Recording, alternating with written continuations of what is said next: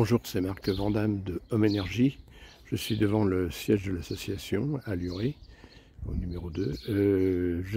C'est la troisième vidéo que je fais sur le jardin. Le 8 mai, on avait tout coupé, les miscanthus, les pommes de terre poussaient à peine. Vous allez voir la différence. J'ai fait une première vidéo le 8 mai, après le 24, 15 jours après. Et là, on est le 27, mardi 27 juin. J'ai calculé, ça fait 50 jours. Alors, les miscanthus ont progressé jusqu'à 2,50 m. J'ai fait le calcul, ça fait une croissance de 5 cm par jour. Ils ont poussé très vite de mai à maintenant, du 8 mai au maintenant, enfin même début mai. Donc ça fait à peu près, d'autres sont à 2,20 m, ça fait à peu près en moyenne 4,40 m à 5, pardon, 4 cm, 4 à 5 cm. Il y a une croissance de 5 cm par jour. C'est plus que d'habitude, j'avais mesuré auparavant, les autres années, je trouvais 3-4 cm, et là on est 5 cm par an. Alors on les a coupés, le fait de couper peut-être les branches, c'est l'air là, on avait coupé, il y avait les remorques là. Alors là j'ai planté des tournesols, c'est pour ça que la remorque n'est plus ici, la voiture de service. On a planté des tournesols, bon on est à l'ouest. Alors avant ça marchait beaucoup mieux parce que j'avais pas la haie de miscanthus, il y avait beaucoup plus de soleil.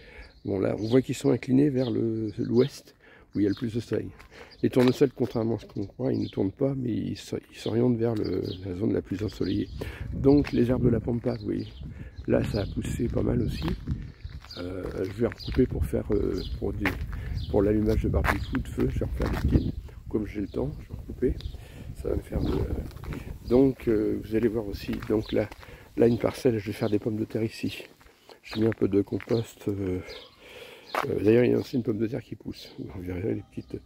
Là je vais enlever les marguerites. Là j'ai taillé l'herbe de la pampa pour faire ma place. Donc et puis voilà, vous voyez ici ça a poussé. Alors c'est des jeunes pousses. J'en avais enlevé, mais il y en a qui étaient restés, qui ont poussé. Alors là vous voyez ici, c'est un peu moins haut, c'est 2,20 m. Donc ça fait une croissance de 4 cm 4 par jour, sur 50 jours. Là, ça fait 50 jours que j'avais fait la première vidéo. Vous voyez les pommes de terre, ça a poussé. Il y en a qui sont fleuries. Là, les fleurs sont déjà disparues.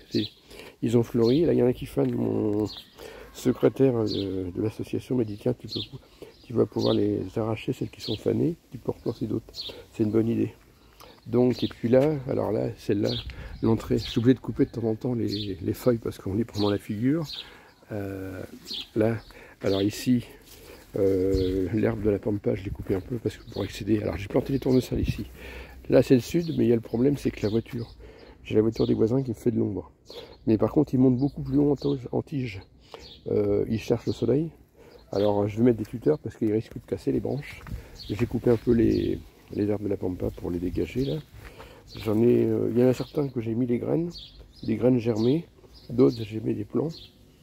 À la limite, ceux que j'ai mis les graines, ils poussent plus vite que j'ai mis les graines germées en terre. Donc on va peut-être arriver à en avoir de 1,75 m, j'espère.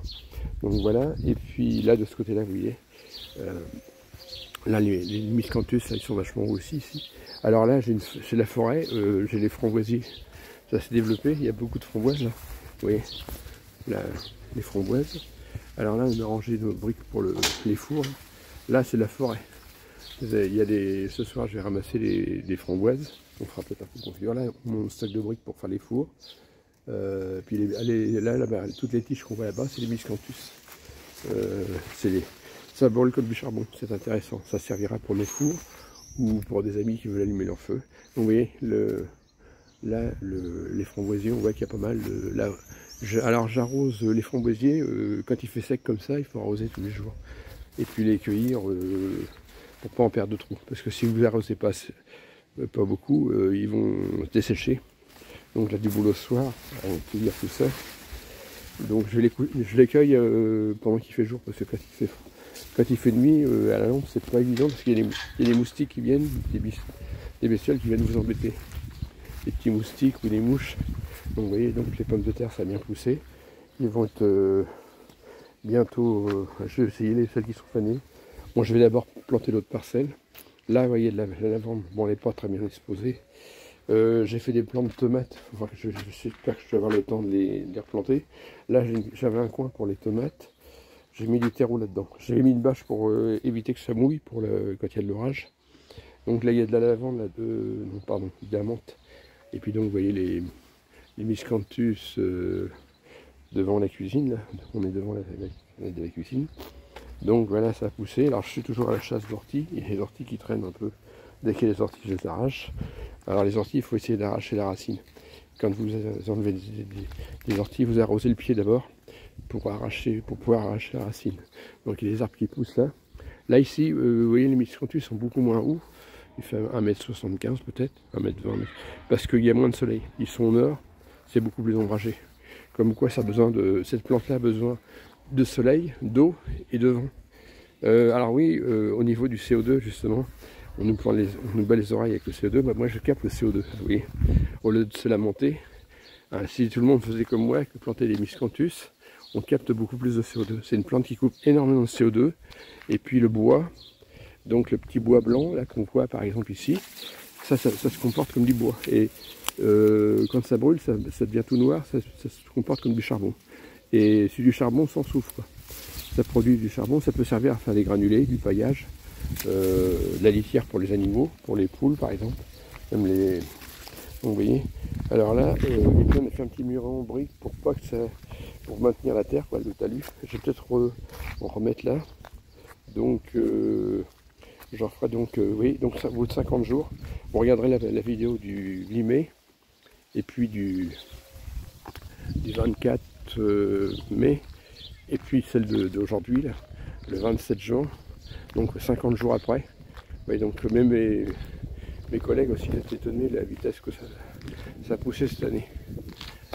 Donc voilà, ici dans l'allée, de l'autre côté, là on a un grand arbre là-bas. Donc c'est pas mal. Donc je vais poster ça ce soir. Vous pourrez regarder ça le 28. Bon, ben, à une prochaine vidéo. Et puis donc, pensez à planter du miscanthus pour capter le CO2, au lieu de pleurer, d'écouter les journalistes qui pleurent, ou les écolos extrémistes qui se lamentent. Voilà. Nous, on fait des choses actives.